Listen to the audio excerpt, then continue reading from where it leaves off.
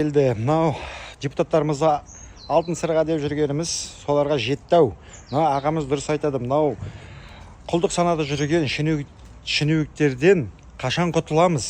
Тыңдаңызшы, мынау біздің қазіргі мынау мектептерімізге байланысты өте маңызды. Таратыңыздар, парақшаға жазылыңыздар. Қазақ мектеп ашайық десек, аралас мектеп қылайық деп араласып кететін құлдық санадағы шенеуніктерден қашан және қалай құтыламыз? Қазақ мектебіне салынған жаңа ғимаратты аралас мектепке айналдырып жібергендер заң алдында жауап беруі тиіс. Ата-аналар жиынында алып кетіп, жоқ қылып жібереді де, жаңа қаулыда қазақ мектебі аралас мектеп болып кетеді. Қазақ елінде қазақ мектебіне бөлінген жер мен қаражатты қандай саясатпен халықты алдап, өтірік қажеттілікпен басқа мектепке беріп жібереді. Қабырғаңды қайыстырар осы тәуелсіз және әділетті Қазақстан ұстанымына қарсы қарекетке кім кінәлі? Олар неге жауап бермейді? Облыс қала әкімдері неге мемлекеттік мүддені қорғамай отыр?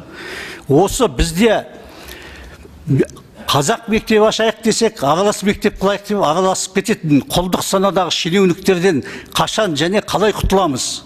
Тәуелсіздік алғанымызға 32 жыл болды емес пе? Мысалы, Алматы облысы Талғар қаласында 25 мектептің қазақша мектеп деген паспортын араластырып жүргендер қазір өсіп кетті. Алматы қаласында Наурызбай мектебі 270 мектепті де араласқыштар аралас мектепке айландырып жіберді. Біз елімізде қазақша оқитын балалар мен ата-аналардың талабын қолдаймыз. Екінші, қаладағы әр жерде жүрген қазақ оқушылары үшін жайлы мектеп жобасы бойынша жаңа мектеп берілуі тиіс. Үшінші, еліміздегі ескі ғимаратта және 3 ауысымда оқитын қазақ мектептерінің бәрі жайлы мектеп жобасынан жаңа ғимарат алуы тиіс. Төртінші, Кеңес империясы енгізген әлі күнге іс-шаралар Кеңес одағы тілінде өтетін аралас мектеп жүйесін тоқтату қажет.